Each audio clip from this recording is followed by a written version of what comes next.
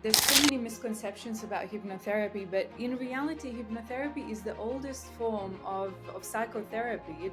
It started even before the official therapy as we know it today. What hypnosis is doing in a clinical or in a personal development space is that what I've mentioned before, the state that we're all in every single day. You know, when we're in a state where we actively look for solutions, we're problem solving, which is most of our days at work, right? Our brain frequencies go like this. They're very, very thin, very have wide range. So this is where we're in gamma or beta brainwave frequencies, the problem solving kind. It doesn't necessarily mean it's conscious. I would say it's a merge. It's a merge of the subconscious. So the automatic reaction, that unexplainable feeling, comes from the subconscious, and then we try to rationalize it and explain and communicate it to other people, which is great. It's very important, of course, to do it. We all live in a world that where stress is probably a part of everyday life, right? But I actually want to challenge that. I've read about this incredible research that really shocked me. So there's obviously a different impact of stress when it comes to experiencing stress for a long term, short term. But despite that, this research is really fascinating because dreams are processed in the subconscious mind. It comes as messages, messages usually very related to something that we're solving in the sessions. So it can come in as additional context, as additional explanation to whatever you're going through, right?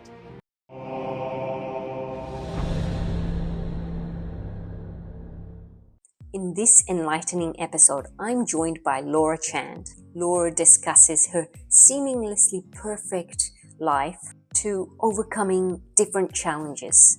With a background in economics and politics, Laura initially found herself lost despite having everything: a successful job, living in beautiful countries in locations like Switzerland and Singapore. After experiencing debilitating panic attacks and chronic insomnia, she sought help from numerous experts. None of them helped. Laura's turning point came when she discovered hypnotherapy. Skeptical at first, she was astonished by the profound impact it had on her life after just 3 sessions. In this episode, she discusses the power of hypnotherapy, shares inspiring stories of her clients, and emphasizes the importance of finding solutions for mental health struggles. Join me for a compelling conversation that highlights resilience, healing, and the transformative potential of alternative therapies. Hi Laura, welcome to Inner Habit. How are you?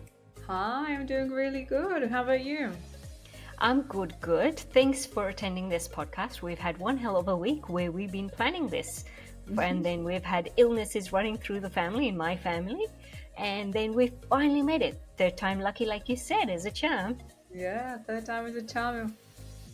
Look, Laura, I'm glad you and I have met on this podcast. And there's a number of reasons. We spoke about a couple of weeks ago on the phone, and we discussed how much you love the mind. And this has always been on my mind. So I'm quite glad that we're doing this podcast today because I think it's going to be a fascinating topic to discuss. Yeah, I'm really excited to. Awesome. So Laura, tell me a little bit about yourself and how you have got into this mind game, should I say, or how you've learned, or what's attracted you to the mind. Yeah, sure. I think I've always been interested in things that are not very obvious, that are hidden and in a bit of a secret, I would say. I think it all started ages ago when I was probably around 16, where my mom bought the famous book, you know, The Secret by Rhonda Byrne. So it landed on my mom's bedside table, and I sort of sneaked that one into my bedroom and started reading it. And I was just I mean, back then it all seemed to be all woo woo, you know, and I'm like, how does that work? So, but I think that was a moment where I started questioning things a little bit, and I'm like, oh, could that be true, and could that really work? So yeah, I think it all started with a teenage me, trying to manifest my thoughts into reality, and back then a boyfriend, which did happen to become a reality a few years after, of course. But yeah, I think to be a bit more serious, it all became very real a few years back. So I was working in marketing for all my professional career, and I have actually lived a perfect on paper life. So I was living in Switzerland, and I moved to Singapore. I met, the guy of my dreams. We got married. We traveled the world. Like, really everything I ever wanted to sort of was on, happening in my life. And yeah, I worked for great companies. I worked at an amazing startup here in Asia. And then all of a sudden, one day, I started having a lot of health problems. So I started having panic attacks, also were connected to depression and some extreme anxiety. But worst of all, insomnia. So insomnia, for those who listen to and don't know the term, is a sleep disorder, is a severe chronic sleep disturbance. Yeah, and that was following me for months and months, for almost over a year. And I was so desperate that I was looking for help everywhere and anywhere. I think I was trying to calculate over 15 different specialty doctors. So, from all the traditional ways that we are supposed to cure panic attacks and anxiety and then sleep problems. So all the psychologists, psychiatrists, to, since I live in Singapore, to a lot of Chinese medicine and, all the herbs and acupuncture. And I got so desperate to the level where, I flew for shamans in Bali and, actually Australia as well. So, and nothing really helped me. I've got some improvements here and there, but nothing really helped me. And then I've discovered hypnotherapy as complete my last hope and my last chance before getting on antidepressants, and that has just changed everything. So after one session, I stopped having panic attacks. After 3 sessions, I was completely normal. Like, my anxiety levels got down to normal, and I started sleeping like significantly better. So I was just blown away by how all the other ways I tried were sort of we're putting a band-aid on a problem, but not really solving it for what it really was, which was a problem in my mind. So, if the illness, it only makes sense, right? If the illness starts in the mind, so should the healing. So I just realized how powerful and how fascinating our minds are, creating all these physical and mental symptoms in our body and mind. And that's why I was so curious that I went to studying it.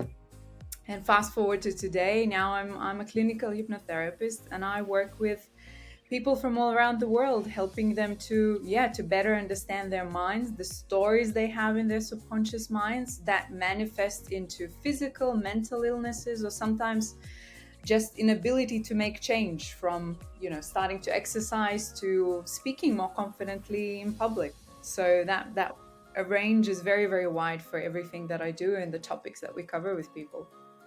All right, so you mentioned hypnotherapy. Whenever people mention that word, a lot of people panic because it's like, is it a voodoo kind of situation? So why don't you tell us what hypnotherapy really is and how it's related to the mind?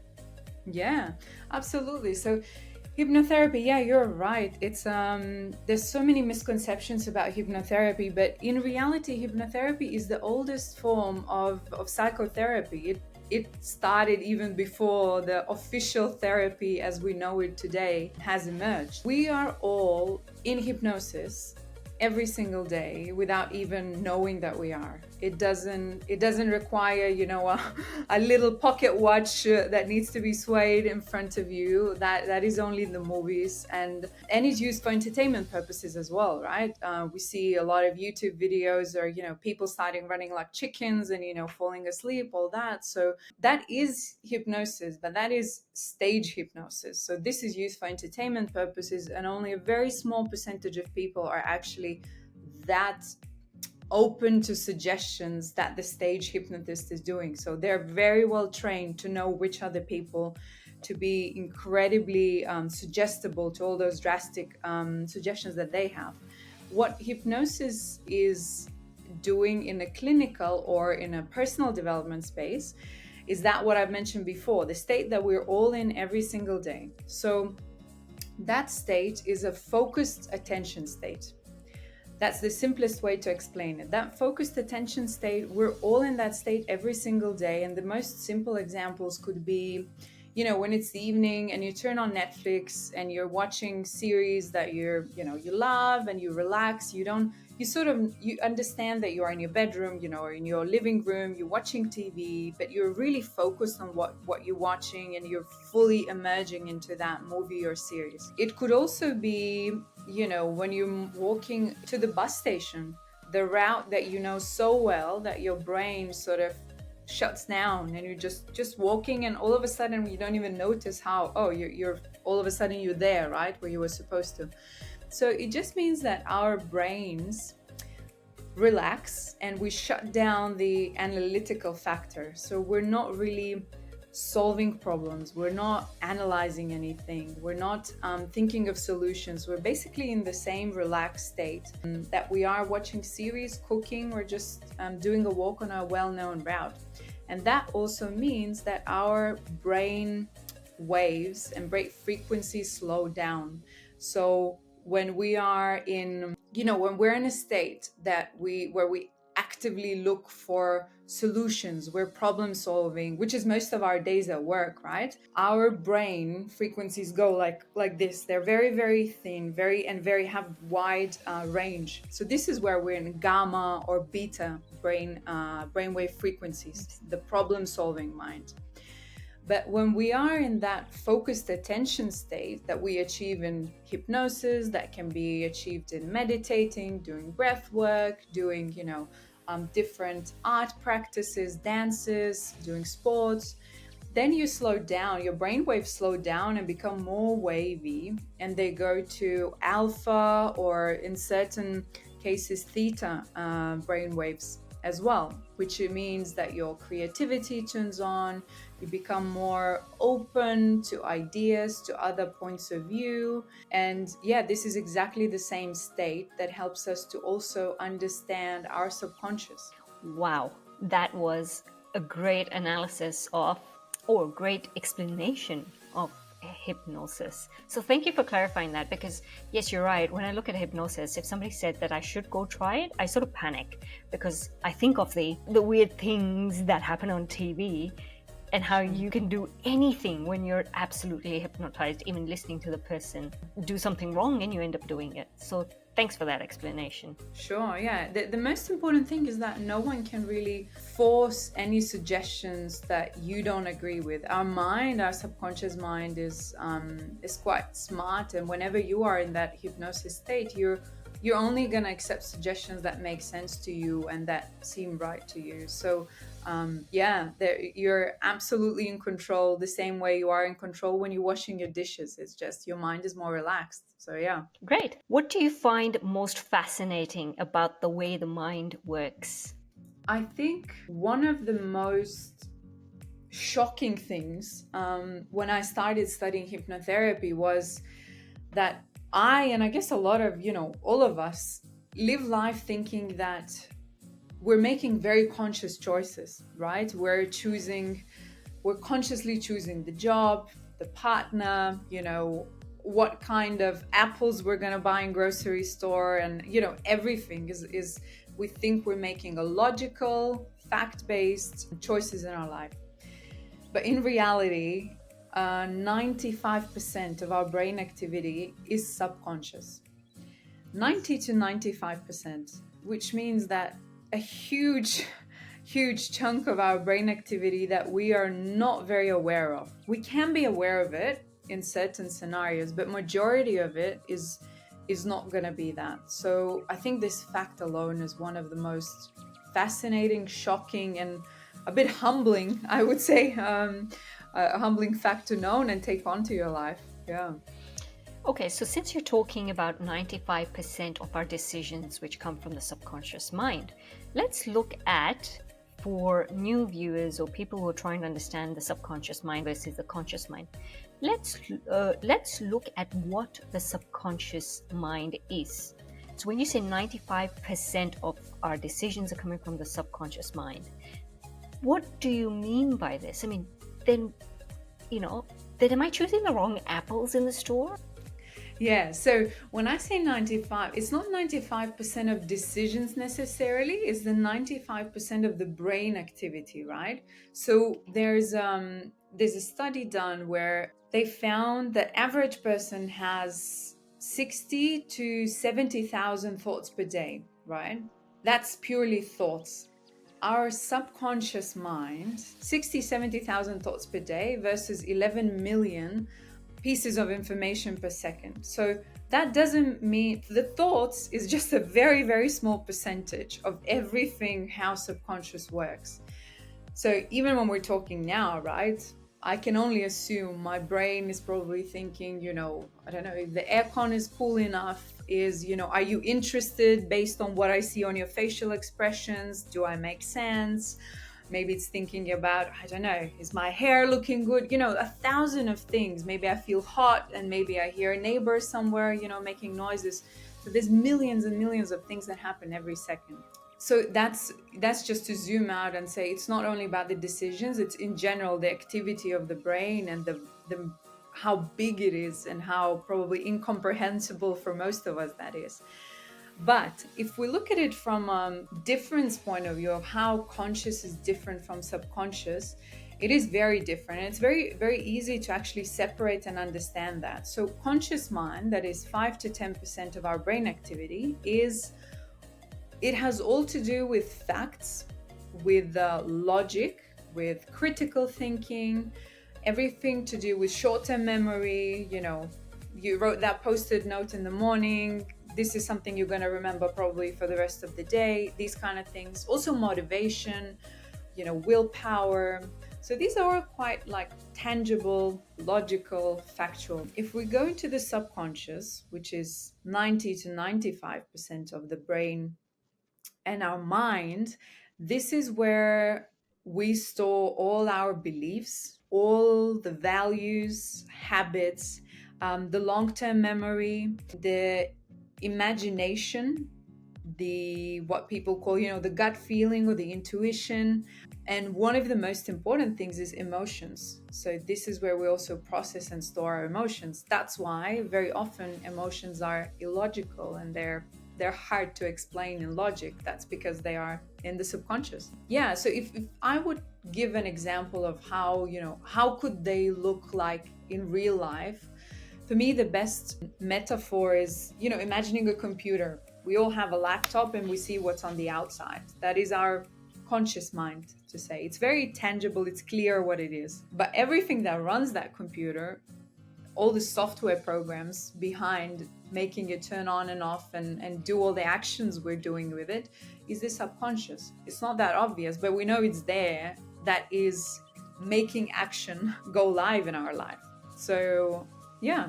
So essentially if we look at the laptop analogy, what we're saying is that it's doing the work behind, even if we know it's there or not. Like it's just there, but it's just processing and doing the work. The conscious part is, okay, I can see my keyboard.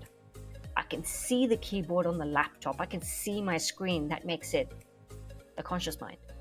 Absolutely. Yeah, you're absolutely right. And a lot of times, when this is also relating to example that I gave about all the health problems I had, the panic attacks and insomnia, something just crashed in my subconscious, and that has manifested and showed up in the conscious, right? In the physical body, in the way I live my life, right? So yeah, the same way with computer, right?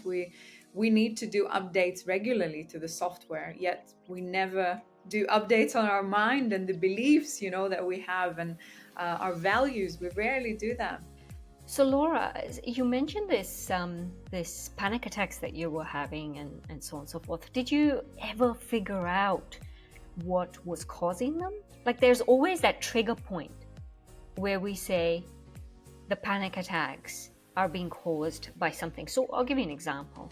In my situation, I was going through a personal issue for the last 2 years. I sued somebody. And in that process, my mind, doing the court case and stuff, it was always active.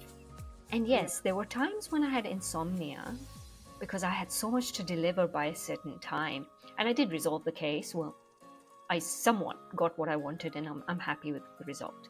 Yeah. But that caused a lot of insomnia for me. Well, not a lot. It did cause a bit of insomnia for me. And after that finished, I'm sort of more at a relaxed state of mind. So I know that was the cause of my insomnia, my panic attacks, my issue. So what about you? Did you ever figure it out? Yeah, absolutely. I mean, that's the goal of every hypnotherapy session, right? Is to go back to where it started, because usually, as you say, something happens. I mean, we live our life and everything is great. I lived my life with no insomnia for a very long time, and then something happened that was triggered, and this all came up. So during hypnotherapy session, the goal is always to go back to usually your childhood, where some beliefs were formed, where some interpretations of who said or did what registered in your subconscious and sort of dragged onto your life, where you believe that something is right or wrong without fully understanding it. So with insomnia, for me, it was, I mean, there's a lot of personal stuff that is related to that I'm not going to go into, but generally speaking, insomnia was my way for punishing myself.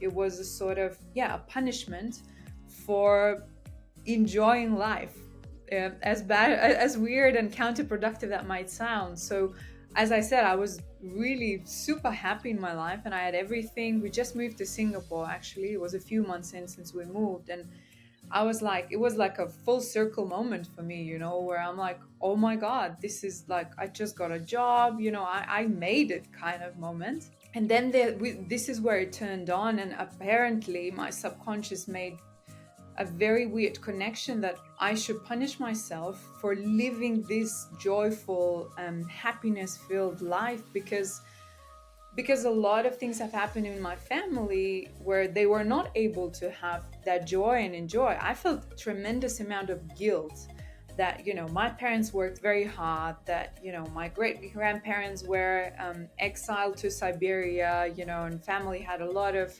trauma, like anyone who grew up in Eastern Europe and, we're part of USSR. Every family in Lithuania probably has this generational trauma. So I just felt incredibly guilty for living a joyful life. And for me, in my case, that has manifested so strongly into a physical condition like insomnia. That was my body's and nervous system's way to fight it and say, no, you shouldn't enjoy it. You can't, you're not allowed. Your family is not, you're not that. You can't live a joyful life. It's not allowed for you and your whole family. So it might not make sense for a lot of people, but it did make sense to me. And the thing is that understanding, having context to that subconscious story made all the difference, because once I understood it, everything just, released, relaxed, and I was able to rewire that story that it's safe to enjoy. It's okay to, be happy and have a loving husband and enjoy life abroad. So that understanding is power, and that has helped me to transform then everything. And now I sleep like a baby. So it's good. You answered my next question. Have you got on over that phase? And you've just answered it for me. So obviously whatever you're doing has worked for you. And it's quite encouraging, because then, Laura, it shows the success of what you're doing. Is that something that got you into helping other people as well? Because a lot of people do that. They go through so much, and then they actually want to help other people get past their issues and stuff. Yeah, absolutely. I think I went into studying hypnotherapy because I was just curious. I was like, I spent thousands and thousands of dollars trying to figure this out, so much stress and so much of my time. And while things, moved the needle here and there, they weren't consistent, they weren't lasting, they didn't make a change that I think everyone deserves. So I went into studying it out of curiosity to understand how it works. But then, as part of my studies, of course, we have to practice a lot with other students and anyone else in our circles, right? So then, when I started practicing, of course, I realized, wow, this is powerful, and it has a lot. This has a lot of power because we're coming to some specialist or professional, and they perform the magic, and we're healed, and we're great. It's not the same as taking the pill and all our problems disappear.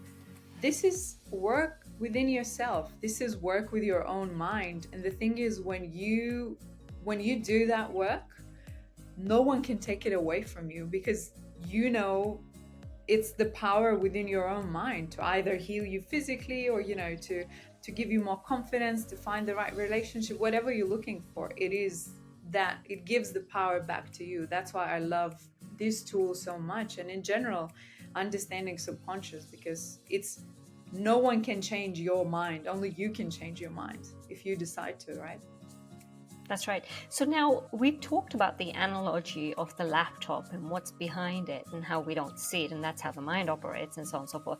But let's look at it in our day-to-day application. How does the subconscious mind and the conscious mind work in a day-to-day application? Yeah, so it's quite simple. It relates to what we talked a little bit before, right? So conscious is everything that is logical. I like to call it like a symptom. Whatever we think is the problem, right? Let's say my boss irritates me, he doesn't value me. Or I can't present in front of a lot of people, I start blushing. Or it can also come in a form of identity, right? Like I'm a smoker. I don't know. I have depression. I'm depressed, and because my whole family is depressed, and I'll be depressed from the rest of my life. So these like symptoms and statements about yourself.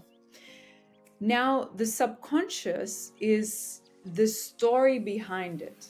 And when I work with people, with clients, I'm never treating really the symptom. It's always the story that I'm looking for and trying to understand. Conscious mind is always logical and factual. Subconscious is illogical, it's impulsive, it's emotional. And we can pick on that in day-to-day conversations with a lot of people as well. Once you know that, you really start noticing when someone acts of emotions, right?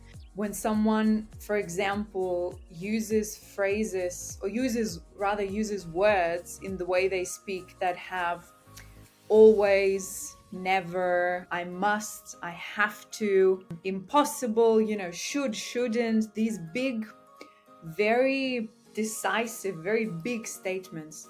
These are some of the phrases that I'm very conscious of, and now I catch with a lot of my friends and family, that signal that these are our beliefs, these are our values, these are our subconscious stories, which doesn't mean that they're necessarily true, but they are coming from the subconscious.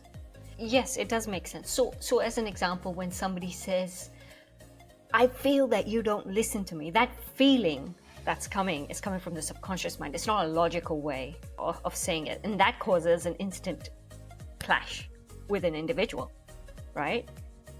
Whereas a logical response then would probably be, you wouldn't use the word feeling, would you? Yeah. Yes and no. This is where I feel like, because there's so many of us now going to therapy and being the way we talk about emotions is very shaped, shaped by how our therapists teach us to talk about it. It has an influence, but you're right. It doesn't necessarily mean it's conscious. I would say it's a merge. It's a merge of the subconscious.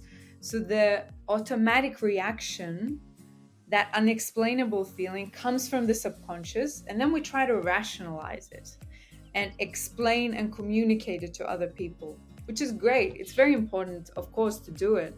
This is where maybe the other example would be, if we think that someone is overreacting, this is where someone or something has triggered that person, and it's really coming from a very emotional sort of primal state, which is the subconscious. Got it. Thank you so much for that. Yeah. One other example that I can also think of is very often resistance to some sort of change, whatever it is. If we're being pushed at work to go into some uncertain situation, or learn a new skill, or take a lead in something we don't feel comfortable, that symptom here, which is conscious, is like, oh, I don't want to, because I don't feel comfortable leading people, or I don't feel comfortable talking in front of people. But so it's just a cover up, it's just a symptom. The deeper subconscious story behind that is probably, I don't want to fail in front of people, or I feel like I don't connect to those people, or I feel like I'm not smart enough to do this, right? These are some much, much deeper subconscious stories that are coming in the forms of feelings that we can't always rationalize. Sure. Now, would you call them limiting beliefs though? Like when you say, I have a fear of speaking in front of a large audience, or I don't know, I can't do that big project, and all of a sudden their limiting beliefs are starting to come in. Would you call them limiting beliefs? Yes, we can actually definitely call them limiting beliefs, subconscious stories. They're all about the same things. They're about the stories in the subconscious that show up and really make it hard for us to move forward to whatever we want to do, from starting to exercise to doing a presentation in front of people. So yeah, we can call them limiting beliefs for sure. How can someone become more aware of their subconscious beliefs? That's a massive one, actually. Yeah, we all have them. I think that's a step number one, to realize that we all have them and we all develop them. No one is perfect as they might seem. One of the easiest ways I find, and I do it myself as well, without going necessarily into a hypnotherapy session, is to be more aware and conscious of my own thoughts and the stories I have about certain things, right? Let's take money as an example, right? Money is one of the common pain points for a lot of people.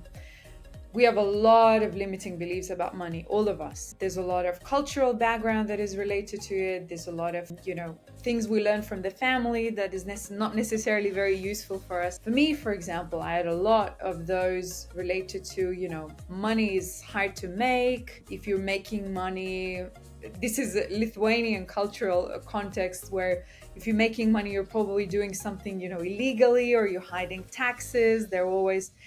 The wealthy people have always been considered, they're a bit like something is not right with them. So these were like beliefs I always had about money, not even realizing them. So one of the easiest ways you can do is to take a fresh white, Word file and start writing all the stories you have about that certain topic, from money, from finding true love is impossible to, career and motherhood is impossible to combine, whatever it is, writing down all the stories that you have. And you'll see you're gonna probably get a list of, well, at least like 10, 15 minimum. If you haven't got 10, 15, keep on trying, because there's definitely more stuff that will come up. And there shouldn't be any judgment or logic, right? Because it should not be a conscious thing, it's a subconscious thing. So allowing whatever comes to your mind to just come through. This is probably one of the easiest things. And then when you have that list, it's very easy to actually start questioning it. Because you will see that a lot of those stories are not true. Like the example I gave about, anyone who's wealthy or a businessman, is probably doing something shady. When I have a statement like that, I'm like, wow, that's a huge statement. Is that really true? Is that really, really 100% of the times in every country in the world, is that true? And it probably isn't, right? So then it's about interrupting that belief, that story that we have, and starting to question it, right? When could that be, that when that particular statement could have been formed, right?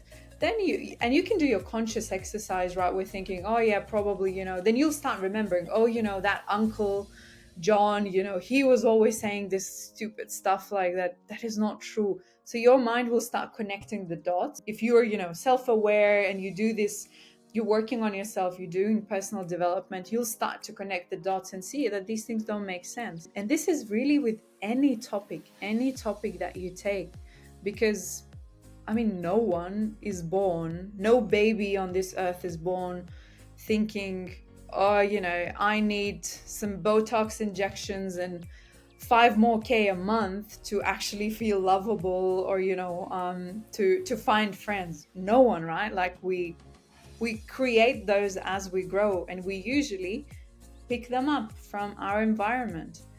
And that's maybe that's also worth mentioning, that why very often when I'm working with clients one-on-one, all those limiting beliefs, they form fairly early in our life. So mostly up to 12 years old, 7 to 12 years old. And there's actually a very simple reason for that is explained by neuroscience. So in the first 7 years of any kid's life, our brain waves are in a very highly programmable states. So if you look at a brain of a baby, let's say up until, from 0 to 2 years old approximately, they are mostly operating in delta brain waves. Delta brain waves are the same brain waves that we adults are when we experience deep sleep. So they are, that age is when kids experience very detached consciousness, detached awareness. They sleep a lot, obviously, and they are connected to that, super conscious mind, what we call. Then from 2 to 7, as our brain develops, nervous system develops, we mostly operate then in theta brain waves. So they have a bit more movement, and they start to bridge the gap between conscious and subconscious. This is the state from 2 to 7 where we're very, very highly programmable. And kids spend most of their time in those ages in very deep hypnosis. This is actually exactly the same state, deep hypnosis and meditative state.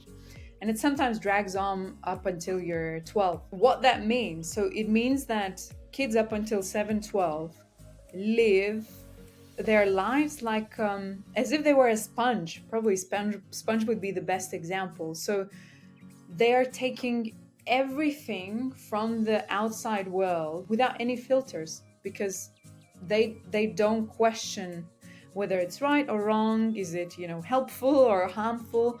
They just take it in as a sponge, everything, everywhere, everyone, and just take it all in without any filters.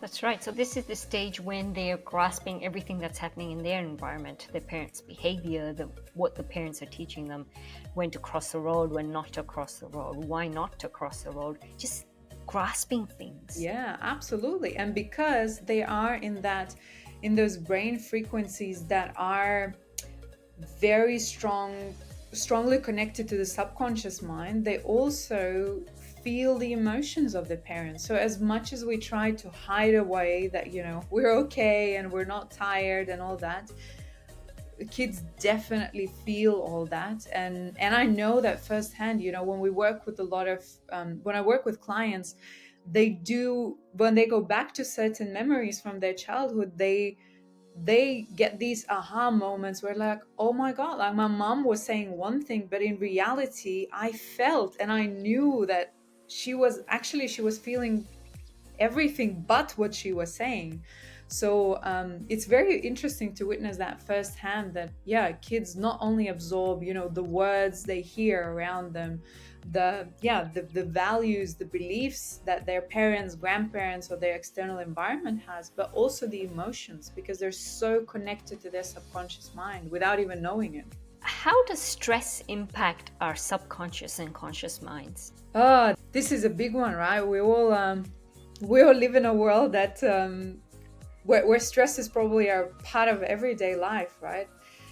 But I actually want to challenge that. I've read about this incredible research that really shocked me. So there's obviously a different impact of stress when it comes to experiencing stress for a long term or short term.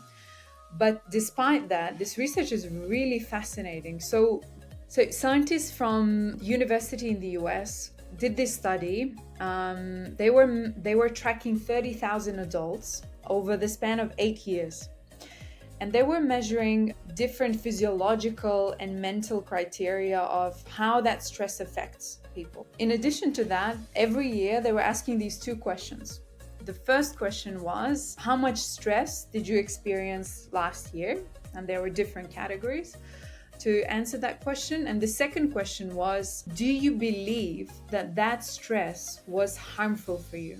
So these two questions. And now this is where it gets interesting. So let's explore the two categories of the answers, right? So the first one was where people realistically have experienced a lot of stress in their life and believe that it's harmful, because that's what we hear, right? In media, we know stress is harmful. Those people had a 43% increase in risk of dying, right? Now there's a second group of people.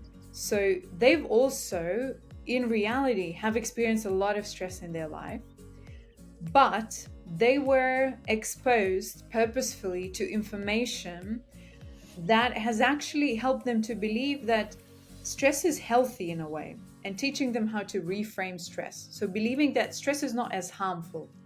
Now that second group of people had no changes in the risk of mortality. Stress basically had no effect to their life, which was measured by, all the blood tests they were doing, the hormones and everything. So they've concluded that over 8 years in the US, around 180,000 Americans have died from the thought that stress is harmful, not from the stress itself, which is shocking, right? When you think about it, which again just goes to show that what we believe is true becomes our reality, right? When we believe it's true, we start to attract the information, people, opportunities, whatever it is that confirms that belief is right. Oh my God, you just blown my mind there, because you're so right. I mean, when you think about it, it is our thoughts that actually cause a lot of our issues. It's not the actual issue itself, which is so interesting because, I may have a million issues in my life, but it's the thoughts I'm having that's causing the actual stress rather than the issue itself, essentially. Absolutely. So here, a lot of people then start saying, how do I change my mind? Do I just start, saying like, oh, I don't feel stress, I'm okay and peaceful? It's, so to say, the glorified affirmations, which is all right. It does work for some people, right? But for me, and what I do with a lot of my clients, is more about, again, changing the story. So if you think that stress is harmful, let's challenge that belief and let's reframe that stress into something that would be actually useful, right? So let's say, what are the most common symptoms of stress? Like heart palpitations is one of them, right? One of the most common. So instead of, when you're about to give a presentation and start to feel your heart pounding, instead of, going into the inner dialogue of, oh my God, here it goes again. Here I'm anxious. Maybe it's going to be a panic attack again. You can always reframe that into oh, okay, my heart is pounding, means I'm actually excited about this. There's more oxygen going in my brain because my heart is pumping more blood, right? I'm actually excited about this rather than stressed or anxious. What are some other symptoms? For example, the dizziness, right? Or the increased speed of breath, or sweaty palms, right? A lot of people get sweaty palms when they're stressed. Again, instead of saying that is stress and you're about to give presentation to all your colleagues, you can also reframe that story into something like, oh, I actually care about this. I care about delivering this presentation in the best possible way because I put my heart and blood and sweat into this presentation. I care about it, and I'm actually excited to share about it with my colleagues. So if anything, it's not stress, it's care and excitement.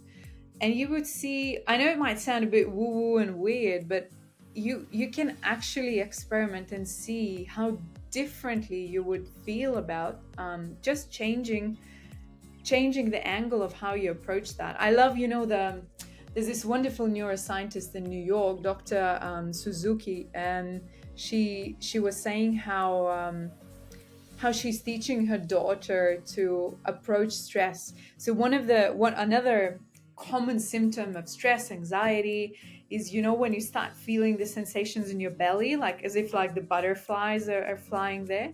So I loved when she said, oh, every time my daughter says, oh, mommy, I have butterflies in my stomach, she's like, that's great. So let's get those butterflies flying in formation to where you want to go, And I love that reframe. It's not about saying, oh, I don't have, it's okay, like nothing is happening. No, it's about, I feel it. It's, I feel it very much actually, but how useful could that be for me? So yeah, it's about that.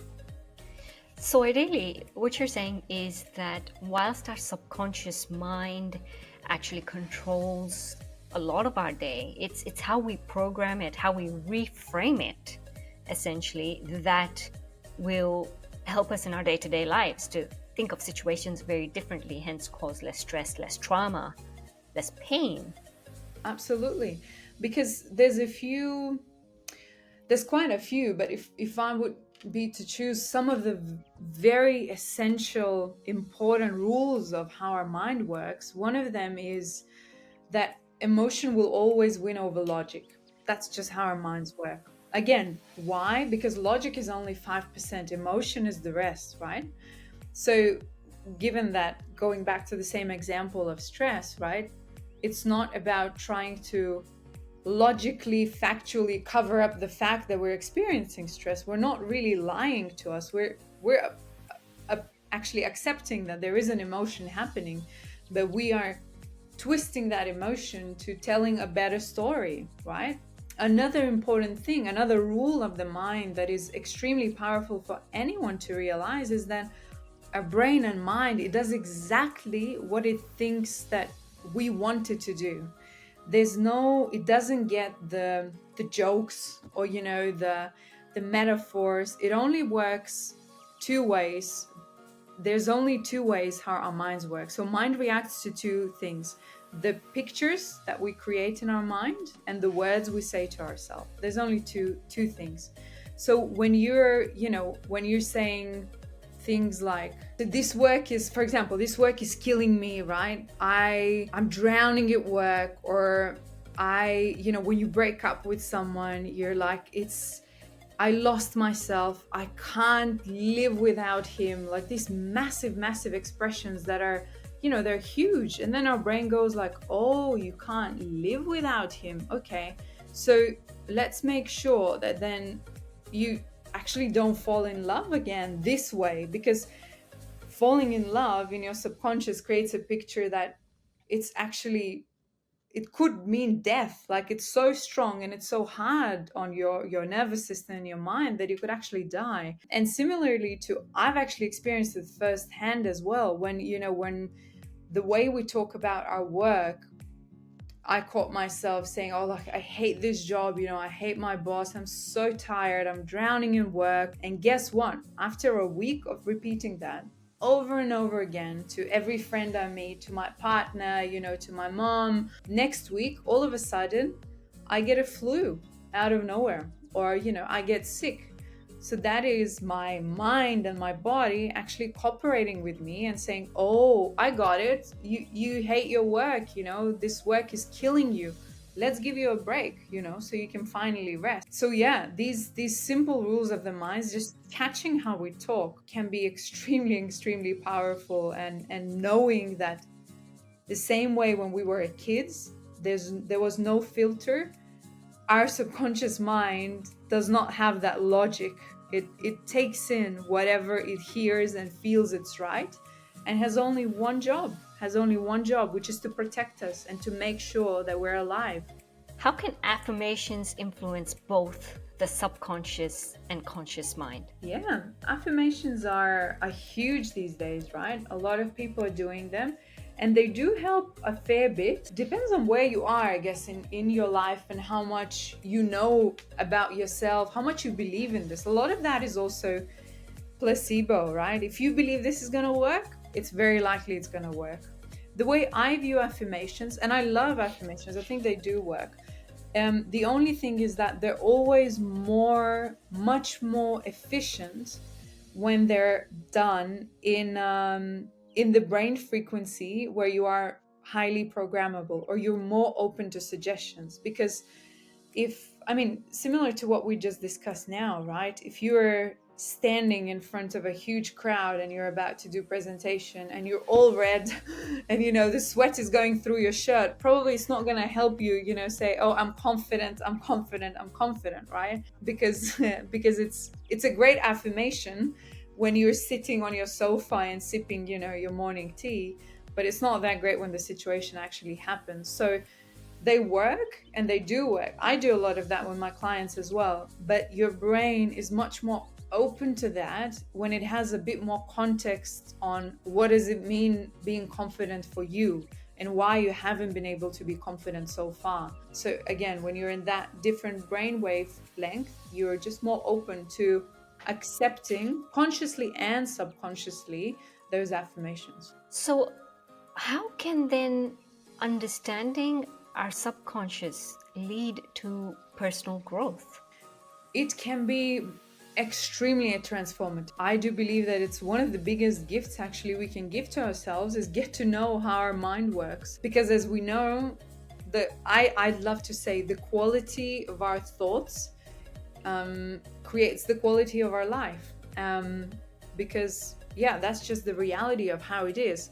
When you understand your subconscious, we're never going to understand it fully, but when you understand it at least a little bit better, that understanding gives you power to understand why you're not able to do X, Y, and Z, why you're not able to heal certain areas of your life. And I think the most important factor is that it actually gives you freedom and power, but at the same time responsibility to do something about it. Because we very often, we live in a world where cheap dopamine, cheap oxytocin is our everyday life, and we want to pay money and get things solved for us.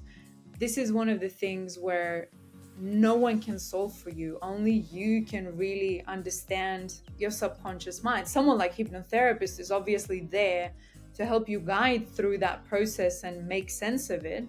But you can always have a decision to change or not to change. So I do believe that is extremely, extremely powerful. I love this. Alicia Keys has this wonderful quote, and I live by it. She says that we don't get what we ask for in life, we get what we believe. And I love that. I think it's so spot on. So if you want to understand your beliefs better, then you have to start doing the work on your subconscious. So now tell me something. My biggest belief is that you've got to look within yourself to find happiness. And a lot of people don't believe in that.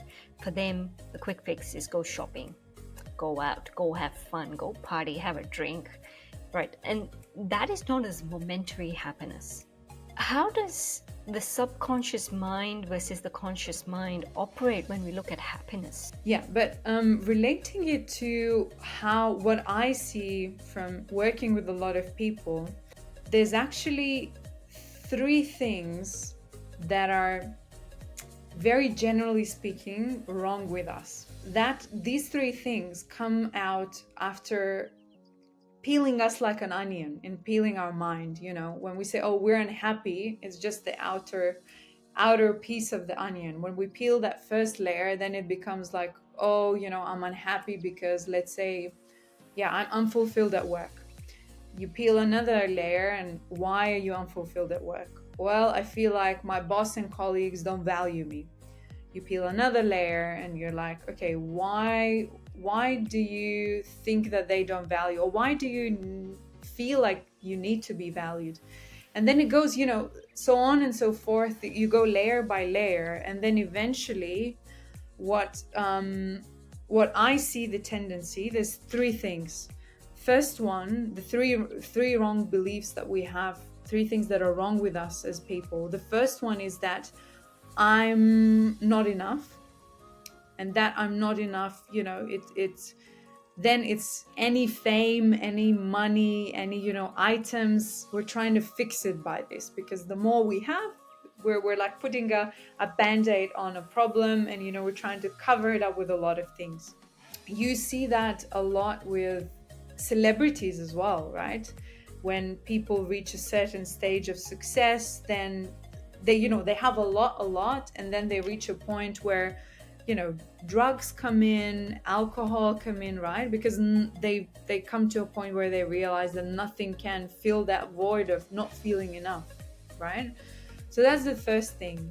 And this can mean happiness when you finally actually understand that you are enough just the way you are, without, as you say, anything coming from your external. The second thing that is wrong with us, so to say, is that a lot of people feel like they're different. They're different and they can't connect. And when you look at the way we have friendships in adult life, or even the way kids have friendships, right, is by liking the same things, not by being different, right? I love Disney movies, and I also love Disney movies, and then here you go, you all of a sudden become friends. When you're adult, it goes to next level, where it's the hobbies, right? Or I don't know, the band, or whatever, the series, right? So we connect by being similar, not by being different. And the moment you start feeling different, this is where a lot of loneliness comes in, a lot of abandonment, a lot of fear comes in. The way to think about it is that, how to try to reframe it, is that we are actually all unique, but we're not that different, when you think about it. It's your choice to believe that you are different, or you embrace it and see that everyone else around you is the same way different, just in their own way. So that's the second one. The third one is that people believe that some things are not available to them. It's like we're trying to outsource that unavailability to other people. The money is not available to me, the friendships, the great job, the relationship. And the difference with these people is that they actually want all those things, but they believe that they can't get it. It's as if you're a fly that's smacking on the window over and over again, wanting to get out, but you can't. And most commonly, it's with things like wealth, or love, or being a great parent, or being healthy. We think that health is not available. In this scenario, what we can do about this particular "it's not available to me" belief is, again, like actually in all the other ones, is understanding. When you understand, if it's really unavailable to me, what's the story I have behind this? Then I can choose to believe what is available to me, and how can I make that unavailable available. Is that something like creating an abundance mindset? Yeah, in that particular case, when it comes to wealth, absolutely, is about, then if you think that that wealth is not available to you, then the easiest thing to do is to just start writing 3 things a day that you feel extremely rich in. And this is super simple. Everyone can find 3 things. It can be from, receiving a smile from someone walking on the street, to, I don't know, having a milk in your fridge, right? Like it's about start to train your mind to see that abundance in very simple everyday situations, and realizing that not everyone has that you have. So that abundance is not always coming in a monetary form. It can be in very, very many different ways. What is the significance of dreams in understanding our subconscious mind? So dreams are coming from subconscious. It's funny you asked. I was actually talking to my client the other day, it's very common that after we do hypnotherapy sessions, people dream a lot. And I do dream as well when I get the sessions myself as well. Because dreams are processed in the subconscious mind, it comes as messages. Messages usually very related to something that we're solving in the sessions. So it can come in as additional context, as additional explanation to whatever you're going through, right? If remember certain relatives in your dreams, or certain like shocking situations, certain stresses, it just means it just brings out the subconscious fears or subconscious or emotions that you haven't processed during the day or entirely during the sessions, and they just came out there to sort of remind you about themselves, and they're getting processed through the process of dreams. So, how can someone remain positive or have a positive mindset when they're facing subconscious challenges? I think there's actually a lot of understanding, getting to that situation where you face subconscious challenges is a gift, I believe. The reason I believe it's a gift, it might sound a bit contradicting, but the reason it comes up and it becomes defined as a subconscious challenge, usually because you're experiencing a higher level of discomfort or pain. Because if it doesn't hurt, if everything is going well, we don't really sit down and think, oh, is this a subconscious challenge? What is this limiting belief? We don't think about it. If it doesn't hurt, we're not thinking about it. So if you're thinking about it, it's a great sign, because it means it's uncomfortable enough to show up, to become uncomfortable or painful. And it means that now you are given the chance and the opportunity to work on that, right? So again, shifting the story behind it, it's not pain. We all have subconscious challenges. We all have subconscious beliefs, limiting stories, whatever you say. It's about reframing the story and taking the opportunity to actually get to know yourself better, understanding those stories, and like we said, interrupting them, starting to question them. And it is a bit of like, when you go to the gym and you're working to strengthen your glutes, that doesn't happen in one session, right? You need consistency and you need time. The same thing with all things related to the mind, right? It's about training and doing that consistently, which is what neuroplasticity teaches us, that our brains are able to change if we do it consistently and enough number of times. Tell us more about neuroplasticity then. It's the rewiring essentially of the brain. So it's the firing that happens within the brain cells, connecting one nerve cell to another, isn't it? Yes, absolutely. So neuroplasticity as a term has only been sort of discovered or defined in like 1950s.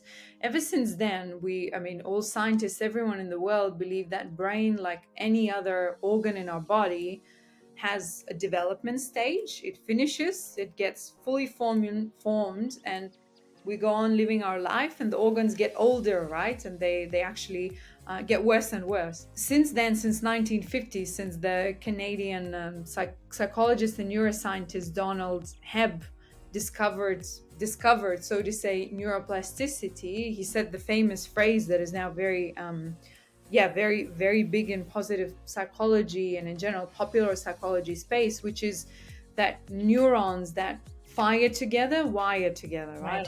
I'm sure you heard that multiple times. I have. I've heard it from the scientist David Eagleman. So he's a neuroscientist now. So I watch a lot of he's done a number of interviews and stuff. And one thing he really said was the reason he actually got into learning or wanting to study the mind and the brain was he fell off the house when he was a young child. And during that phase of falling down, time slowed down so considerably, and there were so many thoughts that were appearing in his mind during that 2-second fall felt forever. So he began studying, like you began studying your mind when you started with panic attacks. He began studying. He had made his mind up then that if by the time he hit the ground, he had made his mind up then that if he survived that fall, he would be a neuroscientist, and that's exactly what he did. Wow, yeah, I didn't know that story. Yeah, that's fascinating. I mean, yeah, neuroplasticity is one of the most, I think, one of the most hopeful things altogether for us as any human being, right? Because yeah, so going back, yeah, ever since like 1950s, we all thought that we sort of finished, our brains finished developing at around age 25. That was what we were believed, right? What we believed for a long time. And then Donald Hebb said it's not true, right? Because our brains have the ability to change, and they do that till the day we die. That's actually the only organ in our whole body that has the ability to naturally develop and change, which is great for us, because it means that what that essentially means, I mean, for someone who doesn't know, right, is that when we rehearse a looping set of thoughts, and better if those thoughts are combined with experience, then there's new neurons wiring together in our brain that create new connections, which means that we are able to experience new things, start learning new things, and start thinking differently, right? And we create new neural pathways. And the more times we repeat that action, the stronger the neural pathways become, and the easier it is for our brain to make that our default statement, right? So instead of thinking, I can't speak in public, we start thinking, actually, I can. I'm confident because I've done it multiple times, and it becomes wider and wider, bigger and stronger connection. It becomes default. So this is what scientists call the experience dependent neuroplasticity, when we actually experience it. And it's funny that, I actually read about this somewhere, that they say that if you look at the brain of a newborn, and if you look at the brain of a 2-year-old toddler, the newborn actually has more neural pathways than the 2-year-old. And why is that? It's because as a newborn, when you're born, obviously you don't do a lot of things, right? So you don't really use your brain a lot. And when those connections are not strengthened, they're not repeated over time, they die off and they break off. So then after 2 years, the toddlers have actually much less stronger neural pathways in the brain than the newborns, which is crazy when you think about it. Wow. Thank you for explaining that. That was great. Something new I learned there about the newborns not, having more sort of connections, and the toddlers not having that many connections. So it's very interesting. Yeah.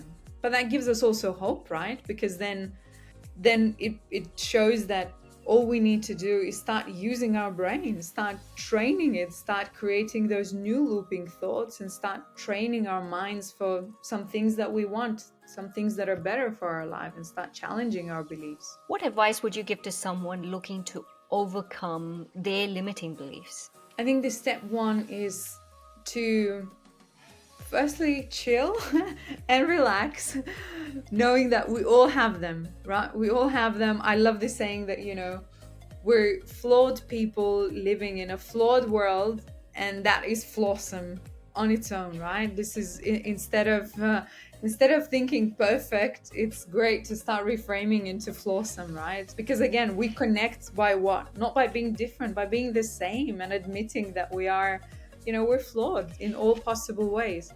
So the fact that you're saying, let's say you're looking for advice for limiting beliefs, I think anyone listening to this conversation is already a step ahead, because the moment you admit that something is standing in your way is already a huge step. Now, the second question is how uncomfortable that is.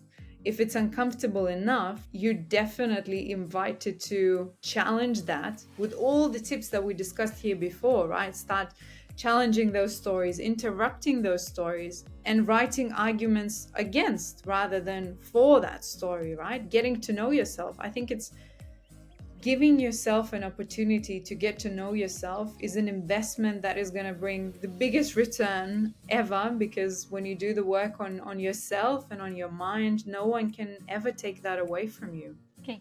Look, Laura, I really want to thank you for today. I think it's been a pleasure speaking to you. I'm sure our viewers or even our listeners will appreciate the advice that you just shared today. I am so glad that we've done this, and you clearly said that third time lucky, and it's definitely been that way. So thank you so much, Laura. I appreciate it. Thank you so much. Thanks for having me. I really enjoyed having this conversation with you. Yeah. Thank you for your wonderful questions. Thanks.